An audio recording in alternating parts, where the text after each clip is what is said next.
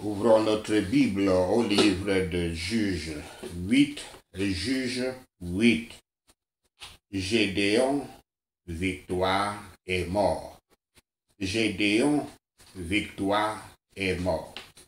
Juges 8, versets 1 à 3. Gédéon pacifie les hommes d'Éphraïm. La préoccupation d'Éphraïm est pour la gloire personnelle. Mais Gédéon décide de détourner leur colère avec une réponse douce, comme suggéré dans Proverbe 15, verset 1. Éphraïm peut être félicité pour ce qu'ils ont fait, et pour ce qu'ils ont fait de bien, pour ce qu'ils ont fait de bien. Laissez-moi bien regarder ceci. J'ai eu à mélanger beaucoup de textes hier, à faire une erreur dans les textes. Il faut que je prenne le bon texte. Ils ont eu beaucoup de faire à bien faire, mais si cela est enveloppé tout cela est enveloppé de gains personnels, comme cela est dit dans Philippiens 1, verset 15 à 18. Gédéon ne les reprend doucement, il les reprend doucement, notant que Dieu a livré ses princes dans leurs mains. Ceux qui ne tenteront ou n'entreprendront rien dans la cause de Dieu seront les plus prêts à censurer et à se quereller avec ceux qui sont d'un esprit plus zélé et entreprenant. Et ceux qui sont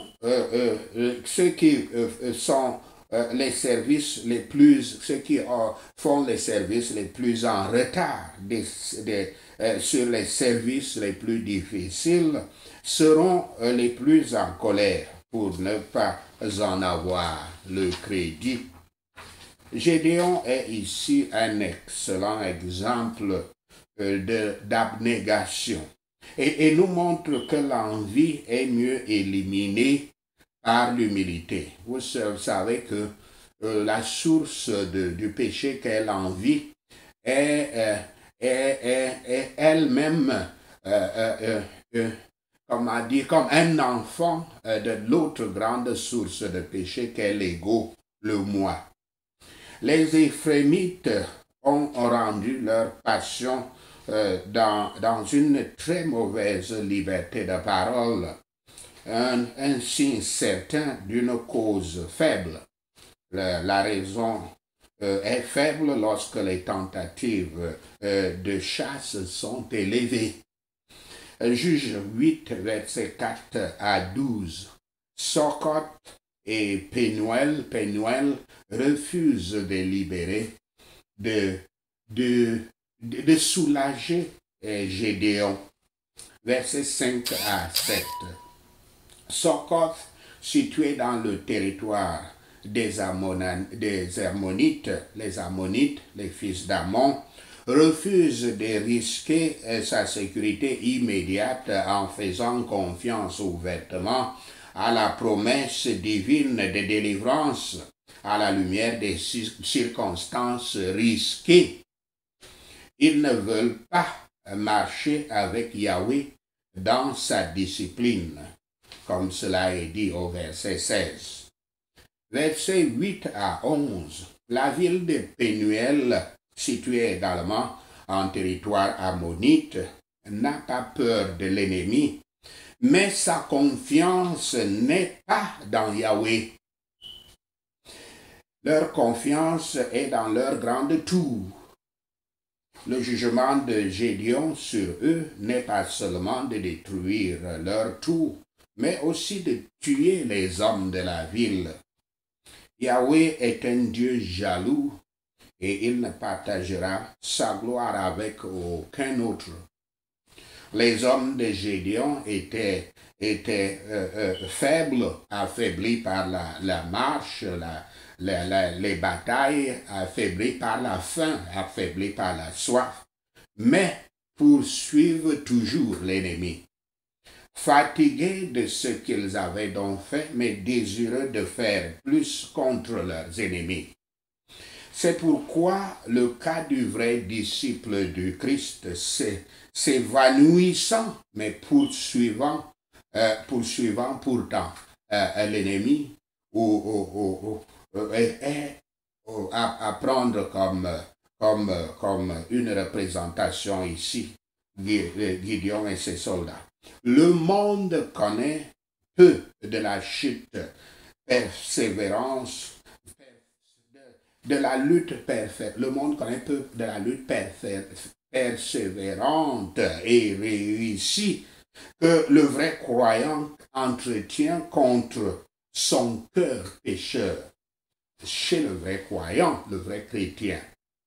Mais il se lie à cette force divine dans la foi de laquelle il a commencé son conflit et par l'approvisionnement de laquelle il peut finir en triomphe. Juge 8, versets 13 à 17. Socoth et Pénuel sont punis. Versets 12 à 20. Gédéon, aussi appelé Jérub-Baal, serviteur de Yahweh pour le peuple d'Israël, a le droit et l'obligation de tuer ces rois de Madian. Mais dans ce court discours, nous voyons le début de quelque chose de sombre qui se déroule. Gédéon. Gédéon ne corrige pas Zeba et Zalmouna quand ils allègent qu'il est un roi. Il ne les reprend pas pour les décourager dans cette phrase, dans ce propos. Peut-être en abusant de son pouvoir pour la vengeance, son pouvoir de se venger, il cherche à se débarrasser d'eux, à les déshonorer en faisant en sorte que son jeune fils les tue. Et comme le père l'avait fait auparavant, Jéter a peur. Les serviteurs actifs du Seigneur rencontrent une opposition plus dangereuse de la part des faux professeurs, des faux enseignants que des ennemis connus. Mais ils ne doivent pas s'occuper du comportement de ceux qui sont les Israélites de nom, les chrétiens de nom, mais les Médianites de cœur. Mais ils disent qu'ils sont Israélites de nom.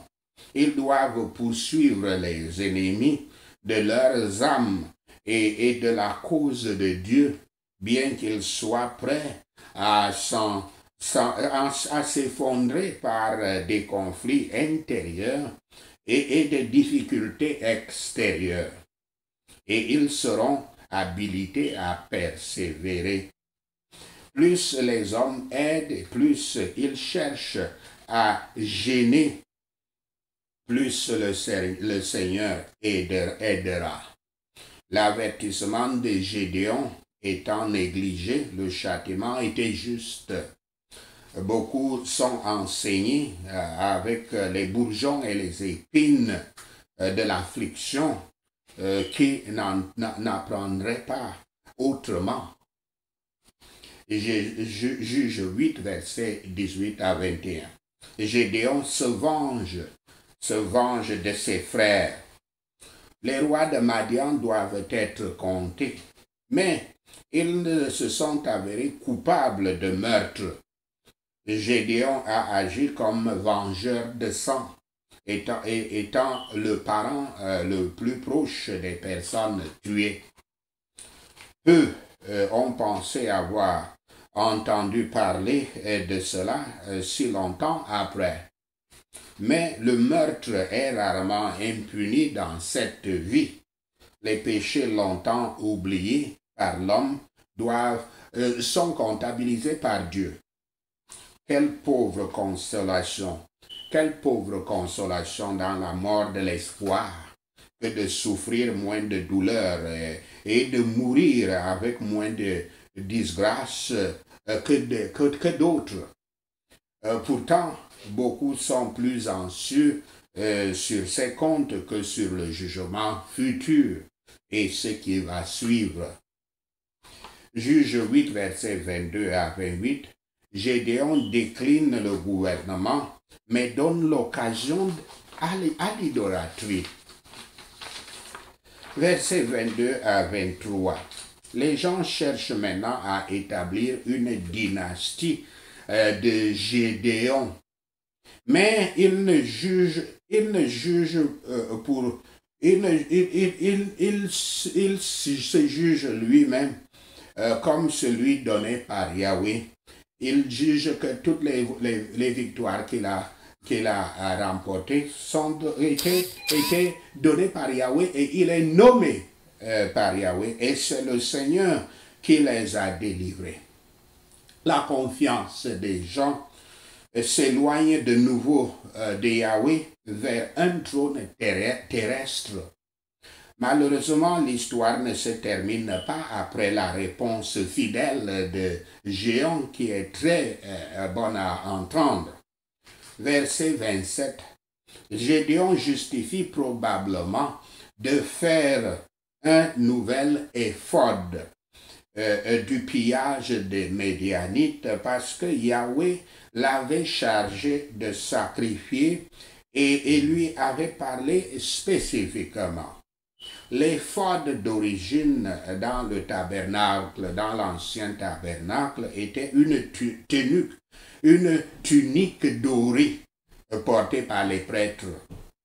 Ils portaient l'Urim et Tumim.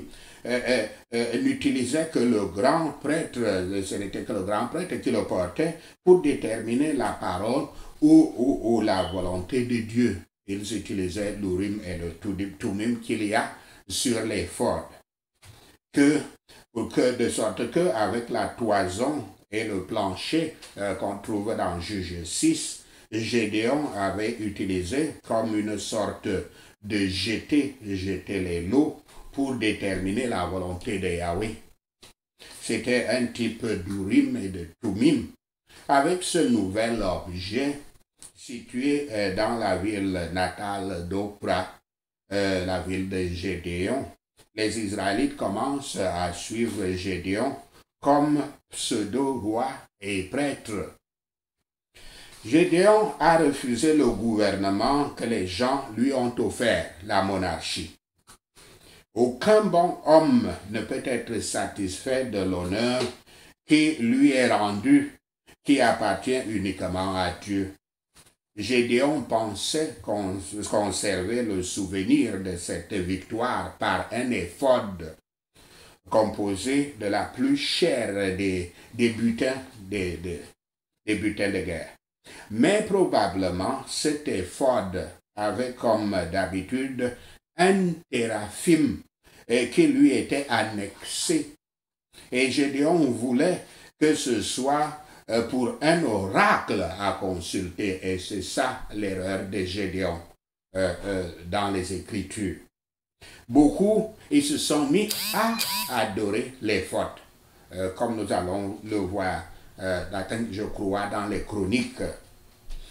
Beaucoup sont conduits dans des fausses façons, sur les mauvais chemins, par une fausse étape d'un bon homme. Tout part souvent bien avant de se gâter à cause de la mauvaise utilisation. Il est devenu, l'éphod est devenu un piège à Gédéon lui-même. Et il a prouvé, et cet éphod plus tard prouve la ruine de sa famille. Il est devenu... À quel moment les ornements qui nourrissent la convoitise de l'œil et qui forment l'orgueil de la vie tendent aussi aux indulgences de la chair font honte à ceux qui les aiment.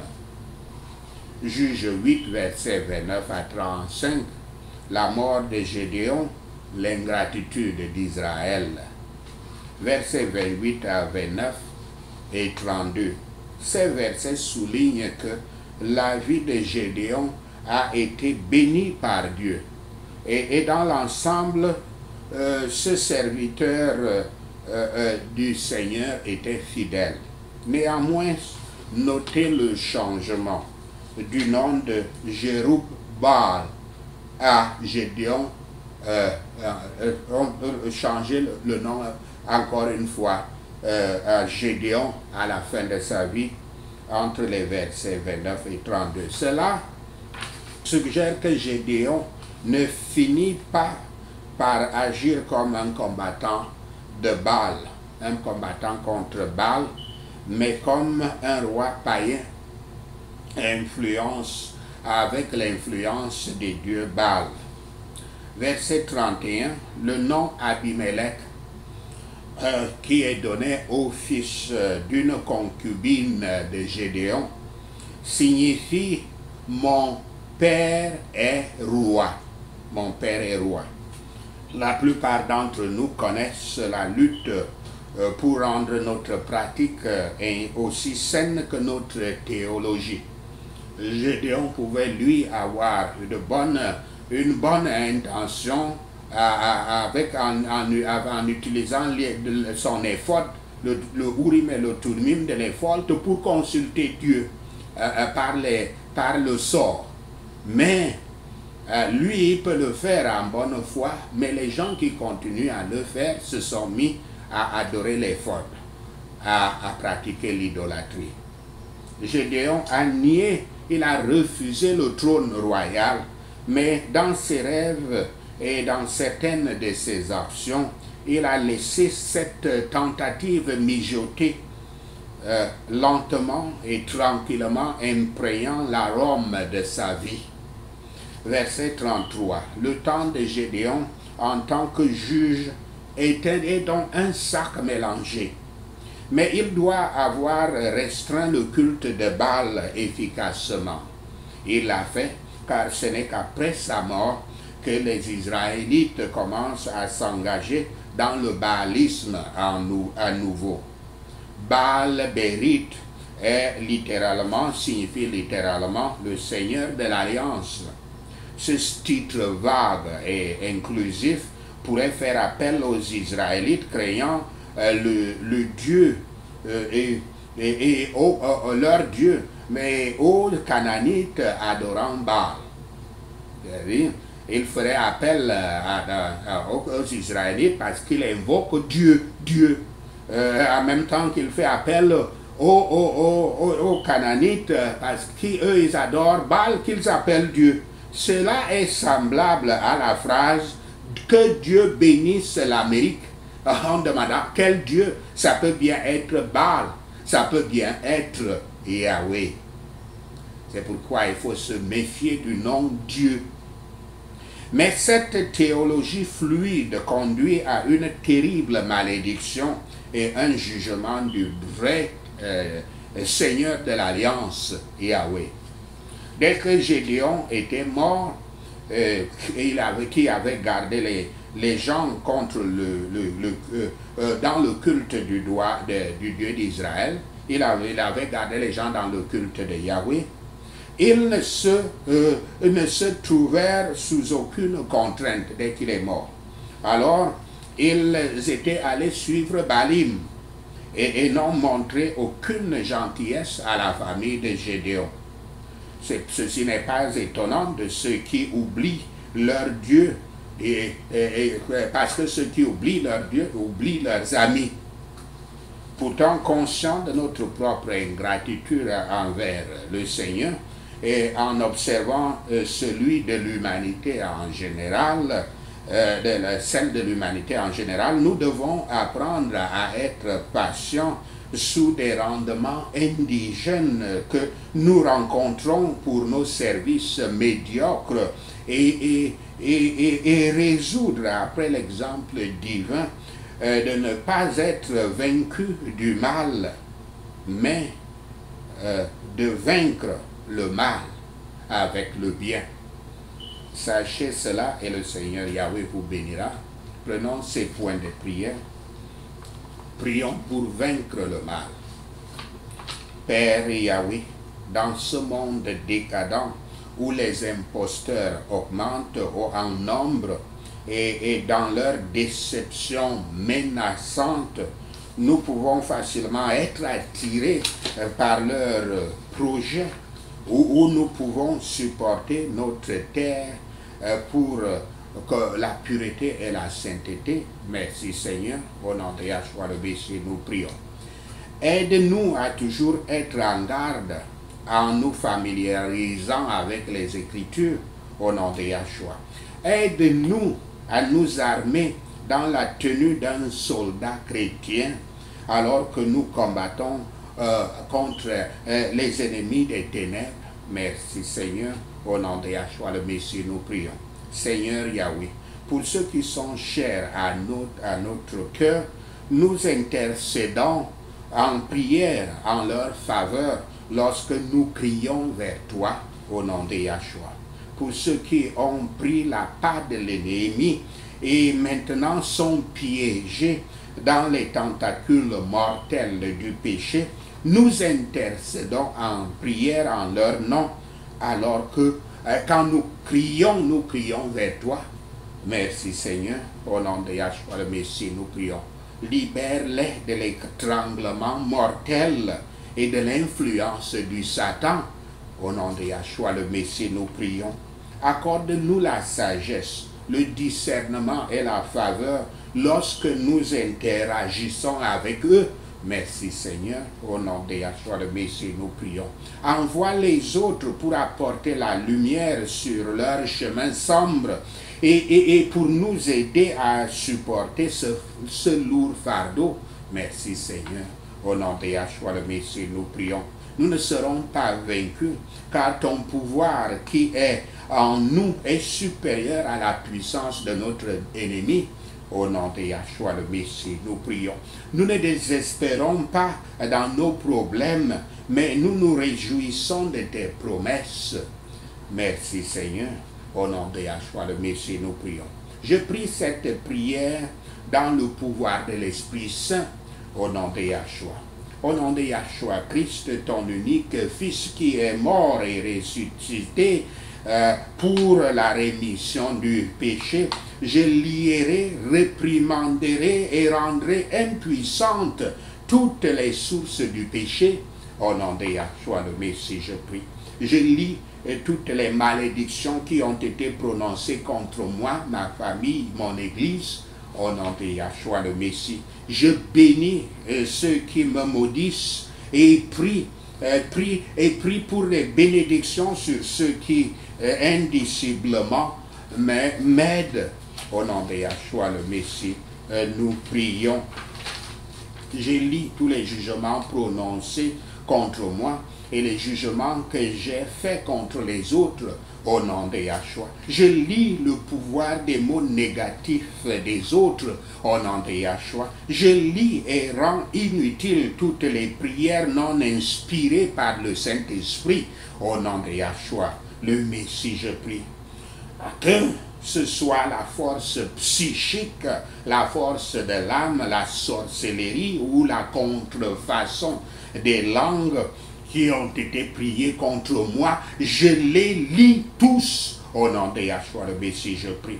Je suis le fils de Yahweh, je résiste au diable au nom de Yahshua le Messie. Je déclare qu'aucune arme forgée contre moi ne prospérera au nom de Yahshua le Messie. Je mets toute l'armure de Dieu et je déclare que c'est une armure de lumière au nom de Yahshua. Saint-Esprit, dirige-moi, guide-moi et remplis-moi de tous les dons et grâces nécessaires au nom de Yahshua le Messie. Je discerne entre les justes et les méchants au nom de Yahshua le Messie. Je prends l'autorité de Satan et de tous ces démons et de ceux qui sont influencés par eux au nom de Yahshua le Messie. Je déclare que Satan est sous mes pieds et qu'il y demeurera tout le jour au nom de Yahshua. Yahweh, Yahweh, je prie pour le ministère que tu as pour moi, au nom de Yahshua le Messie. Oins-moi pour ce que tu m'as appelé de faire pour toi, au nom de Yahshua. J'appelle des rendez-vous divins, ouvre des portes d'opportunité. Dieu a ordonné des rencontres et des missions ministérielles au nom de Yahshua le Messie. Je réclame une barrière de protection par le précieux sang de Yahshua autour de moi et mes proches et mes frères et sœurs en Christ au nom de Yahshua. Seigneur, envoie tes anges pour camper autour de ma maison, de mes voitures, de mon âme, de mon corps, de ma volonté et de mes émotions. Au nom de Yahshua le Messie, je prie. J'appelle tes saints anges à protéger ma maison de toute intrusion illégale au nom de Yahshua le Messie. J'appelle tes saints anges pour te protéger moi-même, ma famille et mon église de toute attaque démoniaque et maléfique nuisible au nom de Yahshua le Messie.